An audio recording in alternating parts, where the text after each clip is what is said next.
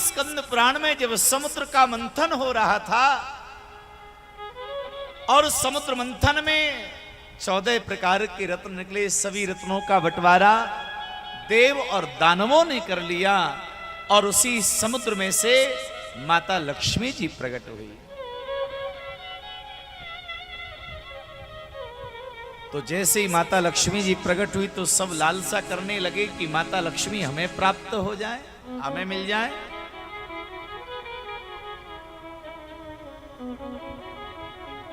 अब मैया लक्ष्मी बड़ा दिव्य रूप लेकर के आ गई तो सबने जान लिया कि पक्का ब्रह्मा जी को ही प्राप्त होंगी, क्योंकि ब्रह्मा जी का कद, ब्रह्मा जी का पद ऊंचा है, वयोवृद्ध हैं। तो सब देवताओं ने ये मान लिया कि लक्ष्मी ब्रह्मा जी को ही प्राप्त होने वाली है। ब्रह्मदेव आए और माता लक्ष्मी को प्रणाम करके कहने लगे, माता मैं ब्रह्मा हूं, मेरा प्रणाम स्वीकार करो और आप ब्रह्मलोक चलिए।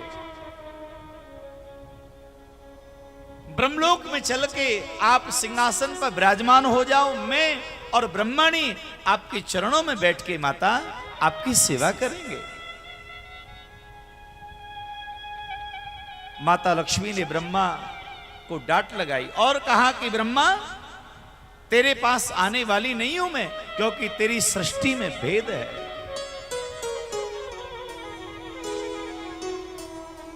ब्रह्मा को मना कर दिया। तो अब तो समस्त देवताओं ने मान लिया कि माता लक्ष्मी अब तो महादेव को ही प्राप्त होने वाली है। तो देवताओं ने भगवान महादेव को उकसाया, बाबा माता लक्ष्मी से प्रार्थना कर दो, आपको मिल जाएंगी। तो महादेव जी आए और महादेव ने माता लक्ष्मी को प्रणाम किया, कहने लगे, हे माता आप कैलाश चलो, मानसरोवर चलो और कैलाश के शिखर पर जो उच्चतम सिंहासन है उस पर माता आप विराजमान हो जाओ। मैं और पार्वती आपके चरणों में बैठकर आपकी सेवा करेंगे, आप कैलाश चलिए भैया। माता लक्ष्मी ने महादेव के सामने दोनों हाथ जोड़ के कहा कि हे महादेव जी, मैं आपके साथ भी जाने वाली नहीं हूं। मैं आपके अंदर तो बहुत बड़ी कमी है। भोले बाबा कहने लगे, माता सबसे प्रथम तो मुझे इस बात का कष्ट है कि आप कैलाश नहीं चल रही हैं और आपने कमी बताई, तो मुझे पता तो चले कि मुझ में दोष क्या है, मुझ में बुराई क्या है, मुझ में कमी क्या है, आप बताओ ना भैया।